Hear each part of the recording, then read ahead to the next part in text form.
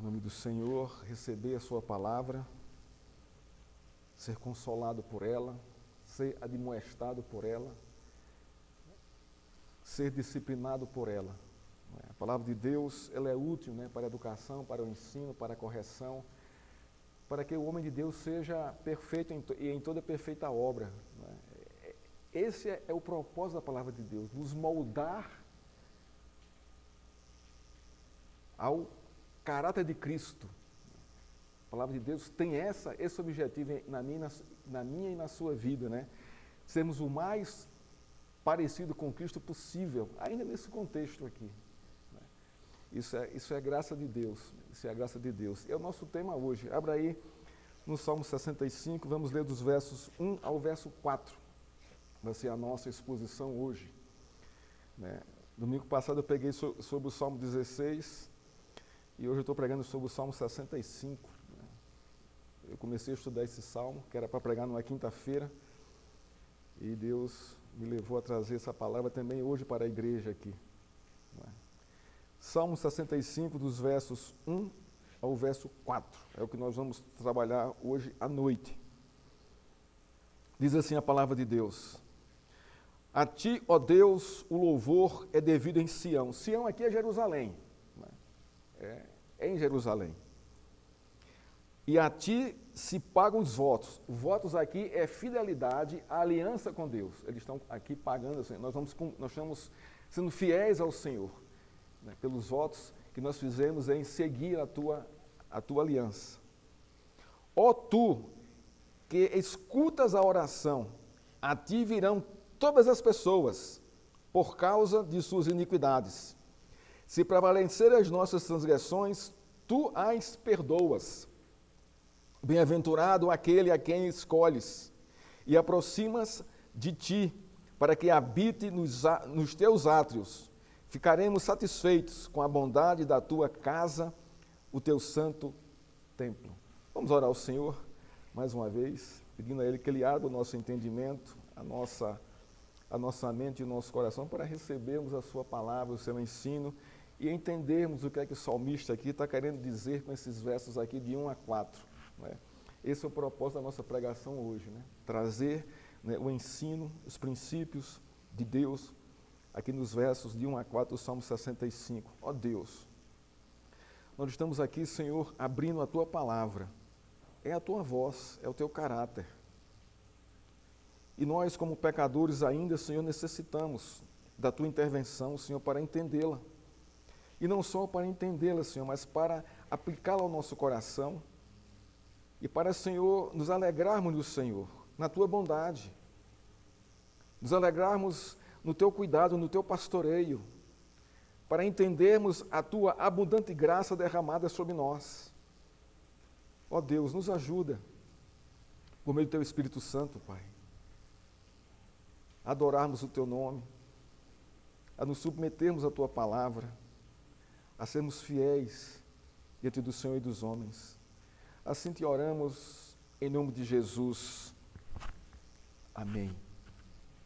Eu vou trazer aqui uma breve introdução, antes de entrarmos aqui no nosso tema, O nosso tema é o Deus de toda a graça. É o que nós vamos ver aqui, exposto aqui nos versos de 1 a 4. Ao olhar com atenção e temor a revelação da graça de Deus, tanto no Velho Testamento como no Novo Testamento, chega-se à conclusão de que a graça de Deus, ela é redentiva. Ela redime o homem. Ela resgata o homem do pecado. Ela quebra o poder da condenação que havia sobre o pecador por causa do seu pecado. Um olhar honesto e temeroso, respeitando a visão que Deus dá à sua graça, deve encher de esperança, de alegria, o leitor e o povo de Deus. O Salmo 65 revela o derramar abundante da graça de Deus sobre o seu povo e sobre o rei Davi. O Salmo 65 é um hino de gratidão que revela o contentamento da nação na abundante graça de Deus derramada na história da nação. Olha os versos 9 a 13. Tu visitas a terra e as rega, Era um povo agrícola, era um povo que trabalhava com a agricultura e com a pecuária. E o povo começa a entender, começa a perceber o derramar da graça de Deus sobre a economia, sobre a sua subsistência. Tu visitas a terra e a regas. Tu as enriqueces grandemente. Os ribeiros de Deus são abundantes de água. Provês o cereal. Ora, uma nação que é plantada no deserto, tem abundância de água, o cereal prospera, cresce, vai mais além. Porque para isso preparas a terra, ou seja, então, o próprio Deus prepara a terra, irrigando com sua água, regando-lhes os sulcos.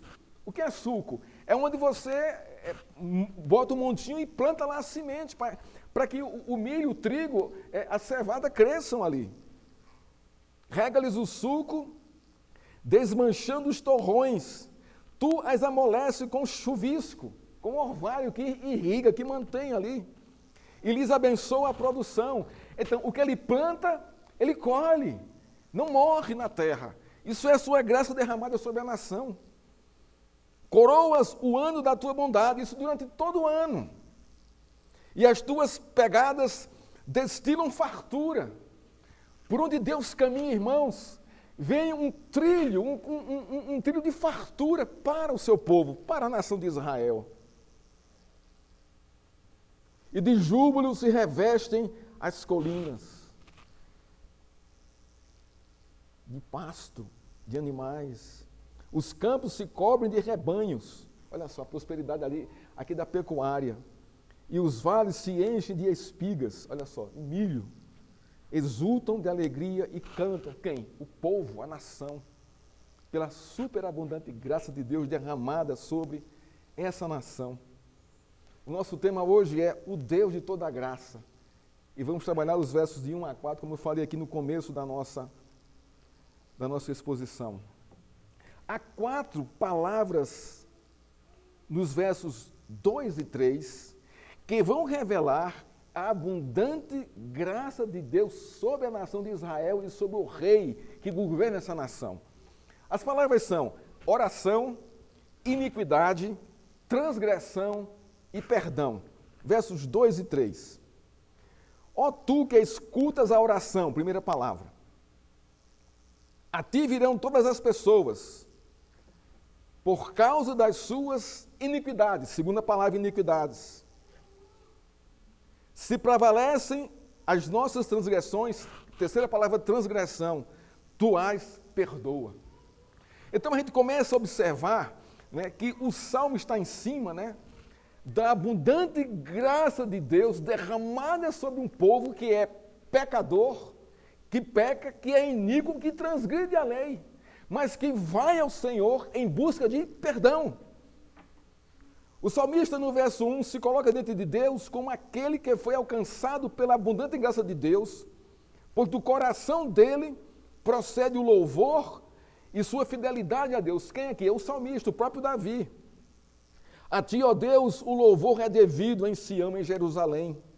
A ti se pagarão os votos. Então a gente percebe aqui já a consequência do coração do rei ser alcançado pela graça de Deus, por meio do seu perdão sobre o rei. Ele inicia o salmo com o povo adorando a Deus no templo em Jerusalém, tributando a Deus o louvor e a fidelidade à sua aliança. Mas há um fato que antecede a adoração, o louvor e a fidelidade do povo em cumprir os votos a Deus. A confissão dos pecados e o perdão de Deus. Logo no começo do salmo. Logo no começo do salmo, irmãos. O que vem após isso é justamente a revelação, as consequências do caminhar de Deus sobre um povo quebrantado, que se reconhece como pecador, mas que busca o Senhor para pedir perdão e para continuar na caminhada cristã. Naquele contexto, na caminhada de adoração.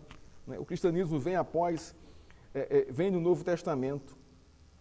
O verso 2 é central no contexto. E todo o movimento do Salmo sai da abundante graça do perdão de Deus. Irmãos, observe isso aqui. Todo o movimento do Salmo, do verso 3 em diante, ele do verso 4 em diante, ele procede da abundante graça, do perdão de Deus para o seu povo. Irmãos, como isso é importante para nós observarmos, não é? A graça de Deus em perdoar pecadores, em perdoar a mim e a você, para que nós continuemos vivendo na abundância das suas bênçãos em nossa vida. O verso 3 revelam duas palavras da realidade da natureza humana: iniquidades e transgressão. Observe que as palavras estão no plural, não estão no singular. Iniquidades e transgressões, apontando para uma contínua prática das iniquidades e das transgressões do povo. Isso aponta para a natureza humana. Então, o Salmo revela que a abundante graça de Deus se manifesta no mundo de iniquidades e transgressões. Esse aqui é o primeiro ponto. Aonde abundou o pecado, está lá em Romanos, se não me engano, Paulo fala sobre isso, superabundou a graça de Deus. Esse é o contexto aqui, Davi reconhece isso, que no mundo onde existem iniquidades e transgressões, Deus intervém, superabundando nesse contexto a sua graça, sobre o seu povo, sobre os seus servos, os seus filhos.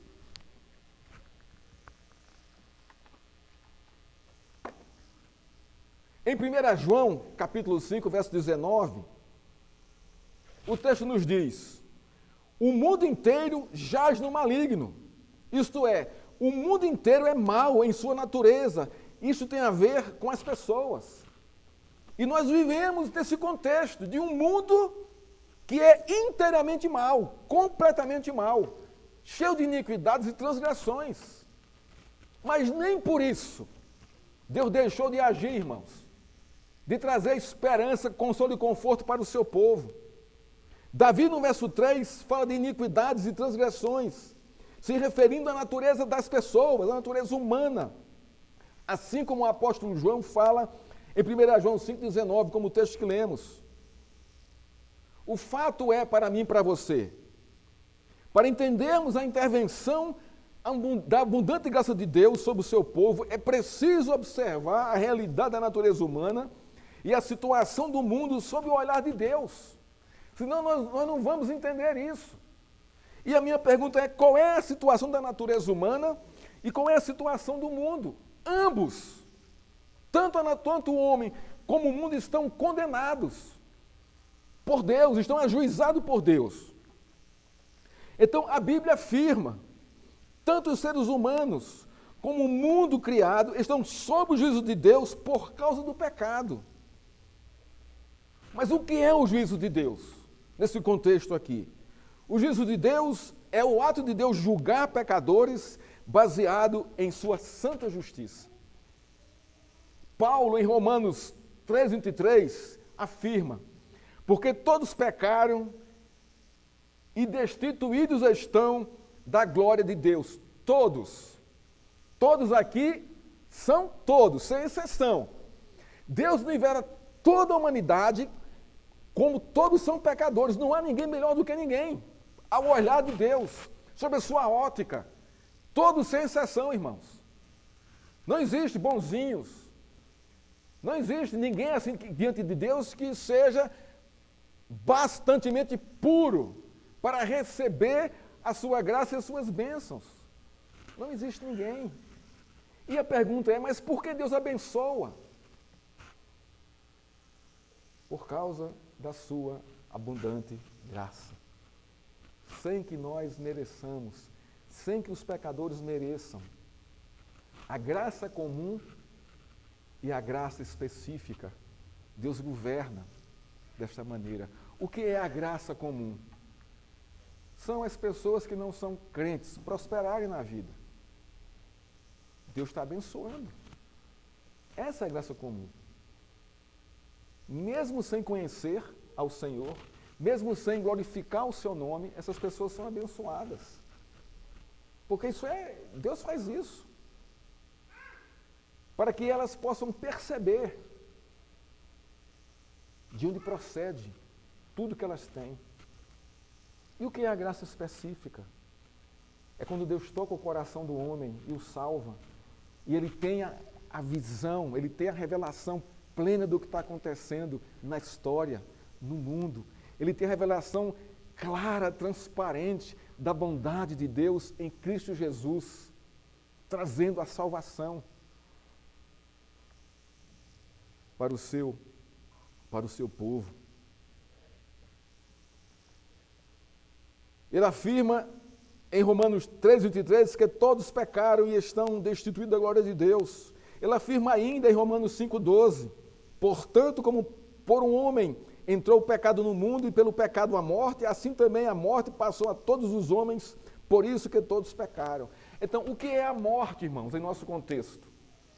É o santo juízo de Deus sobre o nosso pecado. Esse é o ponto aqui. O salário do pecado é a morte. Tanto a morte física como a morte espiritual. Paulo continua ainda em Romanos 6:23. Porque o salário do pecado é a morte. Ele fala sobre isso. Mas, aí vem aqui um mas, que vai mudar o cenário, que vai trazer esperança, que vai mudar o contexto e revelar a graça de Deus sobre o seu povo, sobre aqueles que eles chamam para si. Mas o dom gratuito de Deus é a vida eterna por Cristo nosso Senhor. Isso aqui é a graça de Deus revelada em Cristo para aqueles que ele chama para si. Isso é graça derramada, irmãos. Mas o que é que isso tem a ver com o Salmo? Tudo a ver com o Salmo. Olha o contexto aqui de iniquidades e transgressões e o povo buscando o perdão de Deus. O povo aqui reconhece, está percebendo o que está acontecendo e sabe da necessidade do perdão de Deus, e perdão de Deus é graça abundante sobre o pecado. Mas, irmãos, o que é o condenar de Deus? O homem por causa do pecado, sob a sua justiça. É a decisão definitiva, reconhecendo a culpa do réu. Quem é o réu aqui? Réu são os pecadores. Então Deus, fundamentado em sua santa justiça, condenou o ser humano e o mundo à morte eterna por causa do pecado. E esse é o nosso contexto hoje. Ou é o contexto após Gênesis capítulo 3, de toda a humanidade. Os textos de Romanos revelam a realidade do mundo e de todos que habitam nele. Ambos estão debaixo da condenação de Deus. Você tem essa noção, irmãos? Você percebe isso? Nós estamos nesse mundo sobre a condenação de Deus, sobre o seu juízo. Mas mesmo nesse contexto, Deus se volta e chama para si aqueles quem Ele quer. E aí está a sua igreja, sem que nós mereçamos esse favor de Deus. Mas é Ele mesmo que vem intervindo por sua graça, salvando pecadores, por sua livre e espontânea vontade. Irmão, se depender do homem, ele não decide por Deus. Ele não tem como decidir por Deus, porque ele está morto em seus delitos e pecados. É Deus que o resgata. É Deus que os traz para si.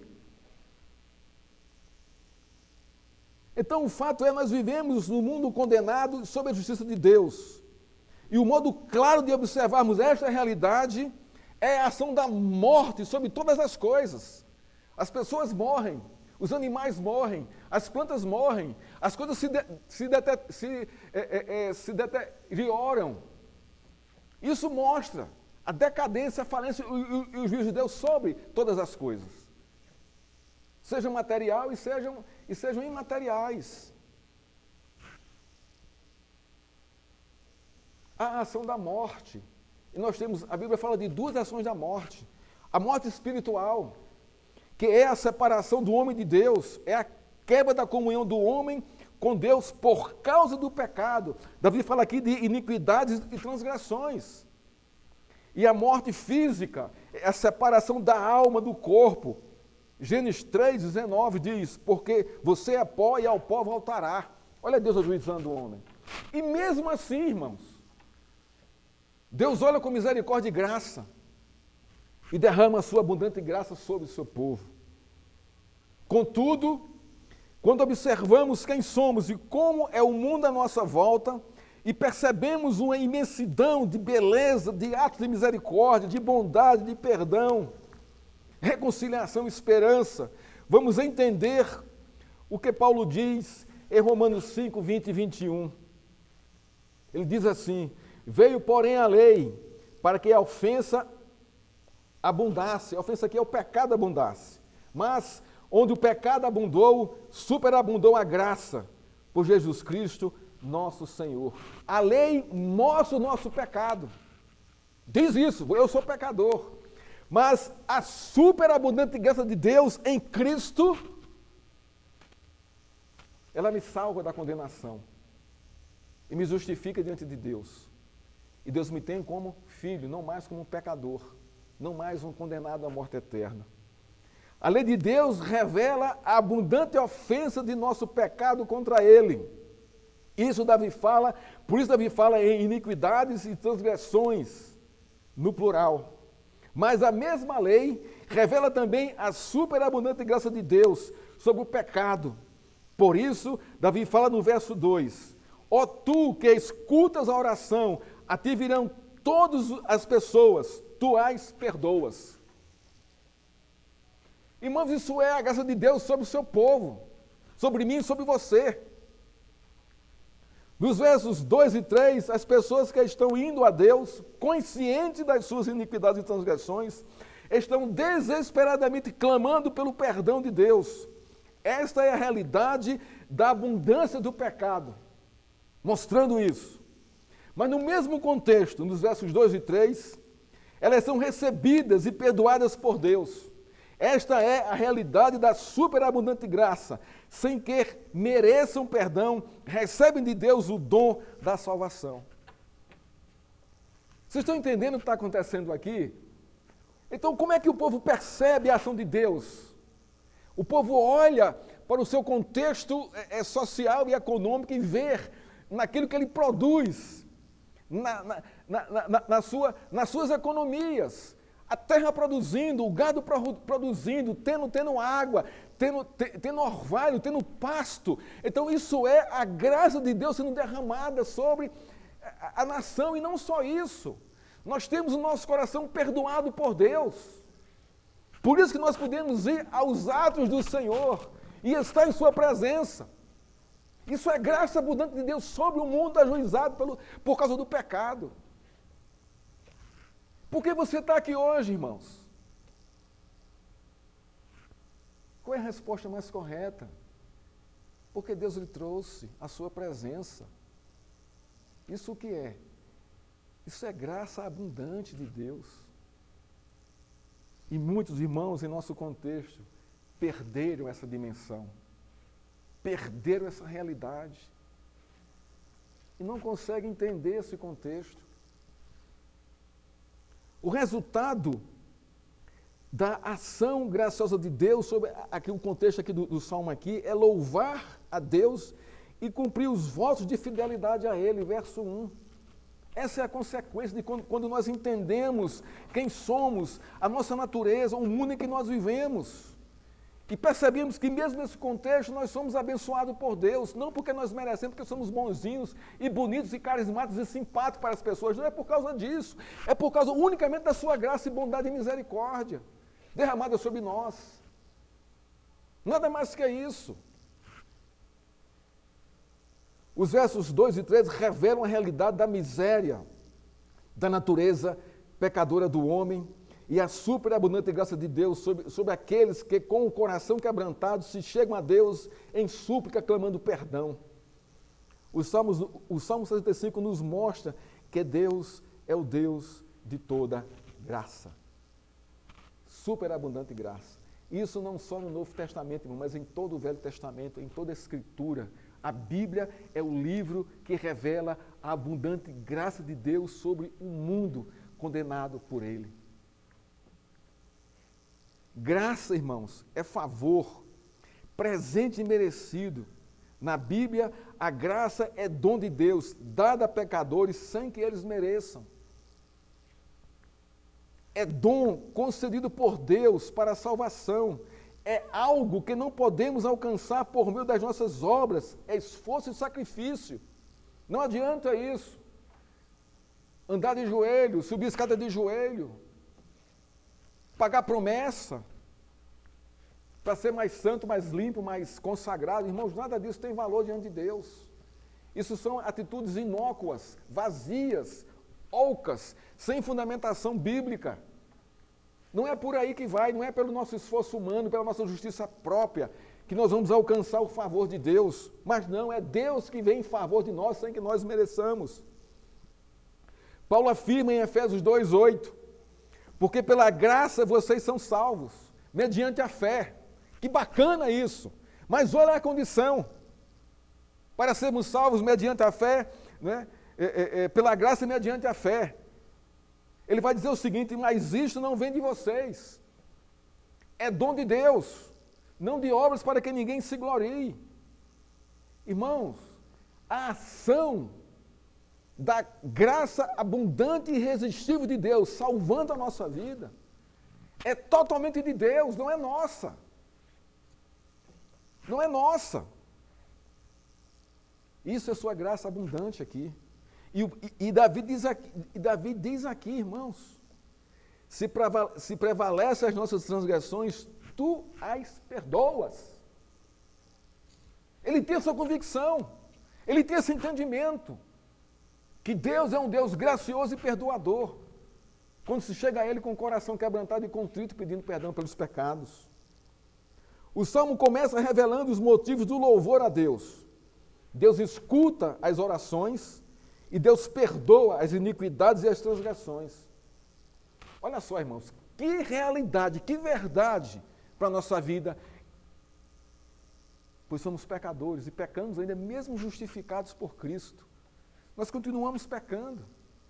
Mas nós temos um Senhor, nós temos um mediador, nós temos aquele que intercede por nós quando nós chegamos à sua presença e confessamos nossos pecados e pedimos o clamor e o perdão.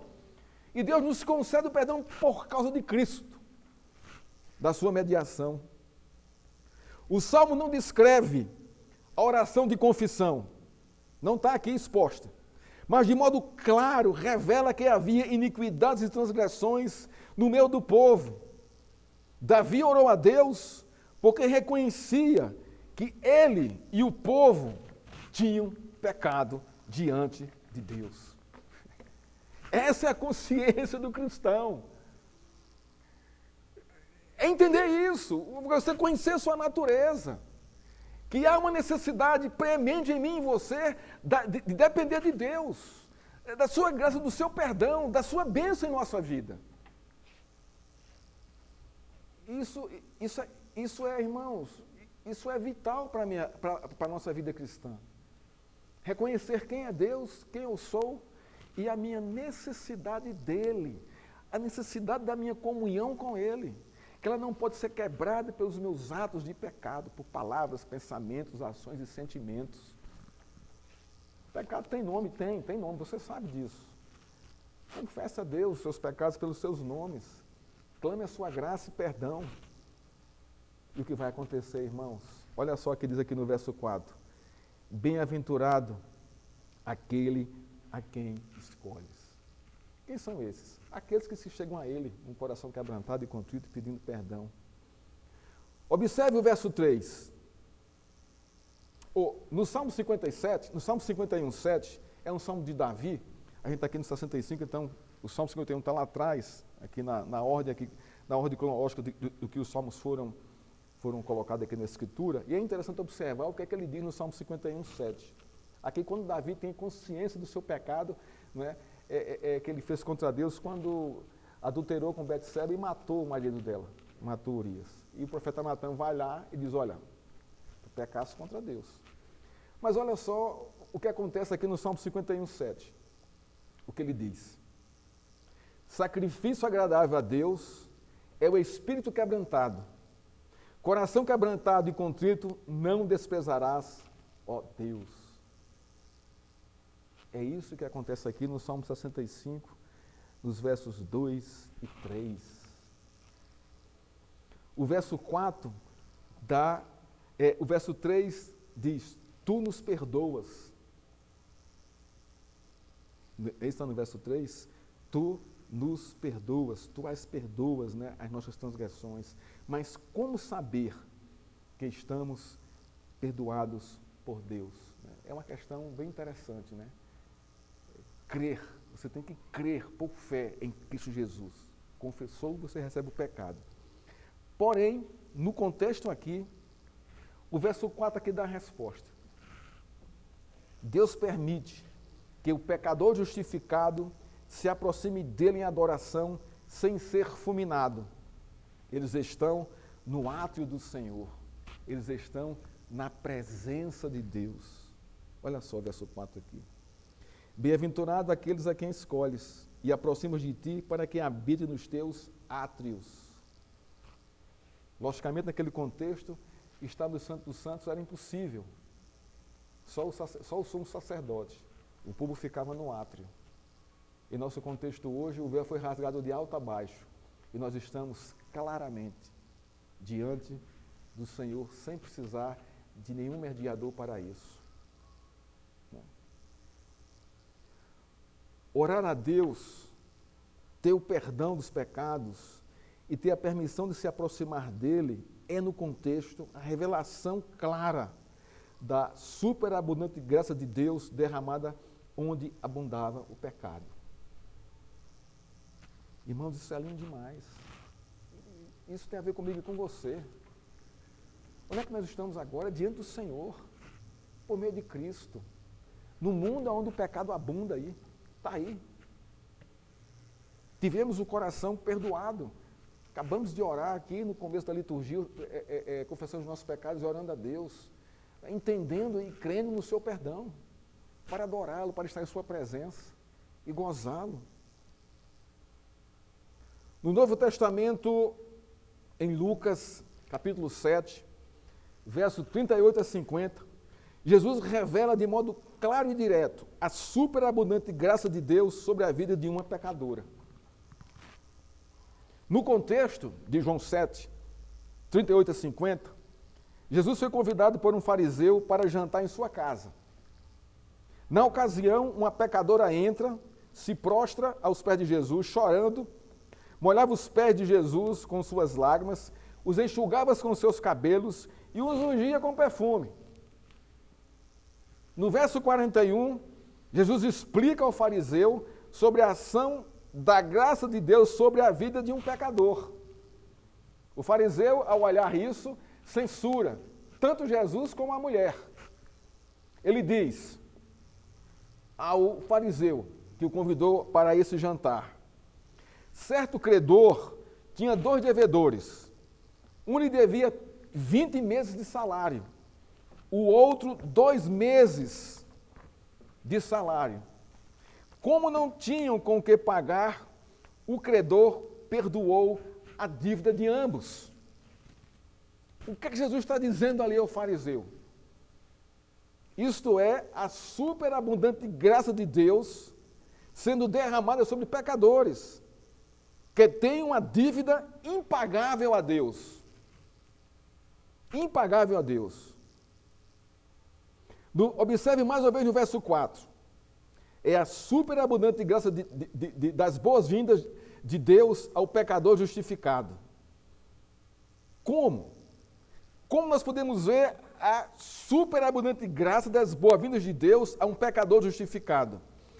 Observe o verso 4. Primeiro, escolhendo para si os pecadores e os justificando. Bem-aventurado aquele a quem escolhes. Paulo, em Efésios 1, 4 a 8, revela à igreja a ação da abundante graça de Deus sobre os pecadores. O texto diz: antes da fundação do mundo, Deus nos escolheu nele para sermos santos e irrepreensíveis diante dele. Isso aqui é Efésios capítulo 1, versos 4 a 8. Em amor, nos predestinou para ele, para sermos adotados como filhos, por meio de Jesus Cristo, segundo o propósito da sua vontade. Para o louvor da glória da sua graça, ele nos concedeu gratuitamente no amado. Aqui em Cristo. Nele temos em quem? Em Cristo.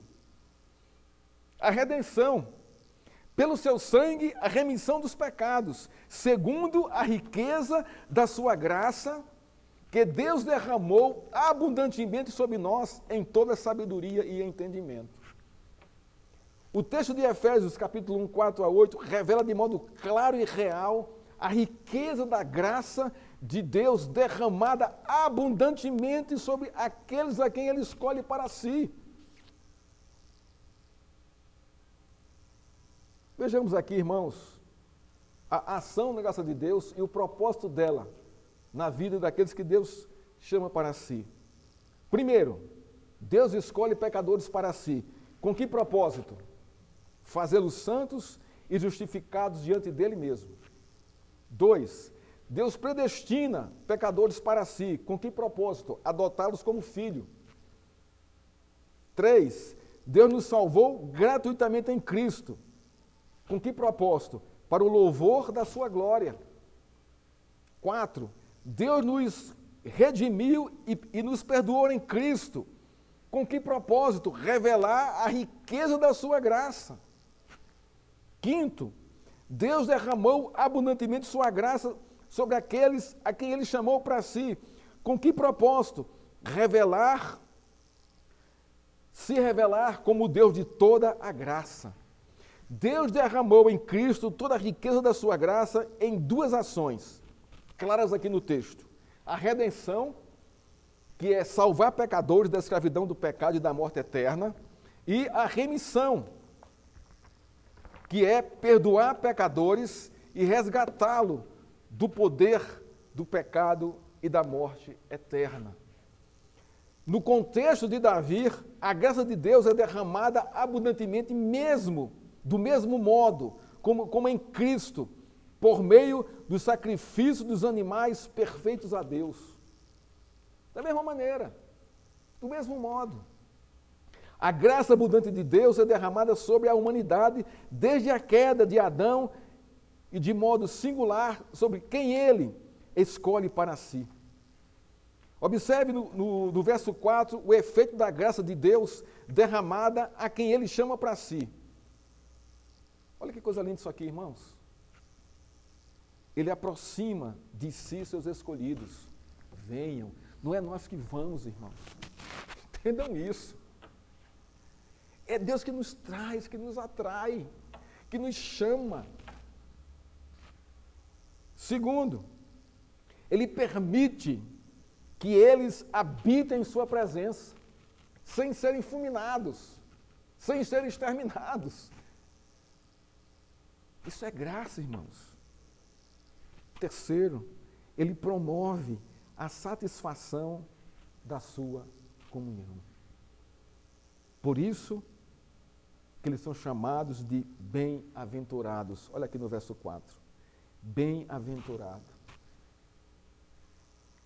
Irmãos, que coisa linda isso aqui. Que realidade tremenda para mim, para a sua vida, para a vida da igreja. Deus nos chama de bem-aventurados. O Sermão do Monte está lá. As bem-aventuranças. Não é só no Novo Testamento que acontece isso. No Velho Testamento, da mesma forma. É o mesmo Deus lá e cá. Com a mesma ação, com a mesma graça, com o mesmo propósito sobre o seu povo. Em Marcos, capítulo 15, versos 37 a 38, temos a revelação abundante da graça de Deus. Deus rompendo o véu que separava a sua presença dos seus adoradores, diz o texto. Mas Jesus, dando um forte grito, expiou, morreu. E o véu do santuário se rasgou em duas partes, de alto a baixo. Não há mais, irmãos, separação. Deus abriu o santíssimo lugar para que nós tivéssemos acesso direto à sua presença por meio de Cristo. Aqui, no contexto do Salmo, o povo está nos átrios e está alegre com isso, está satisfeito com isso, porque era aquele contexto, era o que Deus permitia naquele contexto. Mas nós temos muito maior privilégio do que aqueles irmãos. Davi está satisfeito em habitar no átrio do Senhor, ele percebe nesse contexto a bondosa manifestação da graça de Deus. A igreja hoje tem um livre acesso à presença de Deus por meio da mediação de Cristo. Isto é a manifestação da abundante graça de Deus sobre a igreja, revelando a satisfação de Deus em satisfazer com sua presença aqueles que Ele chama para si. Essa é a nossa realidade hoje, irmãos. A gente não pode perder essa dimensão, a gente não pode perder essas verdades. Que o que nos dá, irmão, a alegria na vida é esse entendimento. Eu sou de Deus e Ele é meu. Eu estou na presença dEle e Ele está na minha presença. Nós estamos em comunhão. Nós estamos em livre acesso. Ele me deu isso, Ele me chamou para si. Eu não posso perder isso, nem abandonar isso, nem tratar isso como uma coisa banal, corriqueira, como se fosse uma mesmice. Não, irmãos, não é assim que funciona. Há um milagre sobre nós, há um dom derramado sobre nós, para que nós tenhamos a consciência de estarmos no mundo condenado pelo pecado, encharcado de iniquidade e transgressões, e mesmo nesse mundo nós recebemos a bênção do Senhor, e sermos luz e sal, e testemunharmos o seu nome, nesse mundo podre pelo pecado. Deus escolheu a mim e a você, sem que nós merecêssemos isso, e revelou sobre nós a sua graça, para que nós gozássemos da comunhão com Ele e das suas bênçãos, nas circunstâncias de cada um.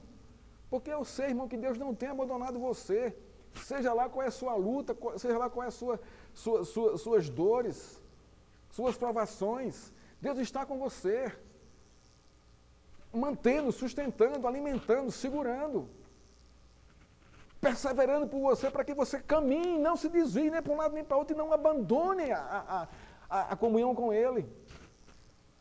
Isso é sua graça sobre nós, dirigindo a nossa vida pela palavra, pela pregação, pelo ensino, se revelando a nós pela Escritura, para que nós tenhamos alegria e gozo e esperança nele.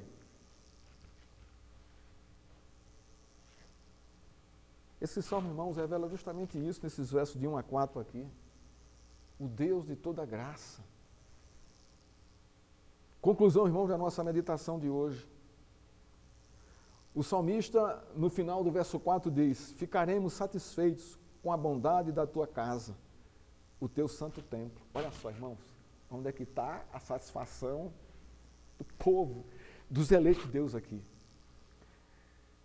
Ficaremos satisfeitos com a bondade da tua casa, o teu santo templo. Isso aqui não é a questão física, não é a questão do templo aqui, não, irmãos. A questão aqui é a presença de Deus. Ficaremos satisfeitos com a bondade da tua presença em nossa vida, nos sustentando, nos caminhando, nos alegrando o coração, nos consolando, dando esperança, enxugando as nossas lágrimas. Jesus mesmo diz: no mundo tereis aflições, isso faz parte do nosso contexto, mas tende bom ânimo, porque eu venci o mundo. E lá em Mateus diz também, Mateus 28, acho que estarei convosco todos os dias até a consumação da história. Nós não estamos soltos e abandonados. Estamos sendo pastoreados por Ele. Mas será que nós percebemos isso, irmãos? Ou ficamos murmurando diante de Deus? Ah, é porque eu estou passando por isso. Ah, é porque eu estou sofrendo isso. Ah, é porque isso está acontecendo comigo. Essa não é atitude, irmãos. Essa não é atitude. A atitude é: Senhor, Tu estás comigo. Isso faz parte do meu contexto, da minha realidade. Por quê? Toda aprovação, irmão, toda circunstância, qual é o propósito dela? Nos levar aos pés do Senhor Jesus Cristo, ali em oração, em clamor. Esse é o propósito, irmão, das nossas provações e privações e as circunstâncias que nos cercam. É nos levar ao clamor, à oração, a estar dependendo de Deus. A satisfação do salmista era a presença graciosa de Deus em sua vida e em comunhão com Ele. Davi tinha o Senhor como seu bem maior, maior que o seu reino, suas riquezas, seu poder, seu prestígio e fama. O Senhor, para ele, era a razão e o propósito e objetivo da sua vida. Seu desejo principal era habitar onde Deus habitava. O desejo do salmista era viver sob a abundante graça do Senhor. Porque ele sabe que ali fluem as suas bênçãos. E para habitar, irmãos, diante do Senhor é necessário entendermos quem Ele é, quem nós somos e a nossa dependência dEle, a nossa confissão, nossos pecados e o clamor por ajuda. Algumas aplicações, irmão, para a nossa vida hoje prática, para nós colocarmos em prática na nossa vida. Primeira, entender a graça de Deus é necessária para a nossa vida. Entender que a graça de Deus é necessário para vivermos nesse mundo. Segundo, terceiro, entender a graça de Deus é necessário observar com atenção e através do olhar de Deus como Ele revelou sua redenção por meio da vida de seus servos e do seu Filho Jesus Cristo. Observa ali a Escritura, ali a Bíblia. Ele está fazendo o mesmo com a sua e com a minha vida. Davi no Salmo 65 aponta para a abundante graça de Deus derramada sobre aquele quem Ele chama para si. Não é você que vai a Ele, é Ele que lhe chama. E quando Ele lhe chama, irmãos, nunca mais Ele lhe solta. Uma vez salvo, salvo para sempre. Deus não perde, Deus não volta atrás. Deus não volta atrás.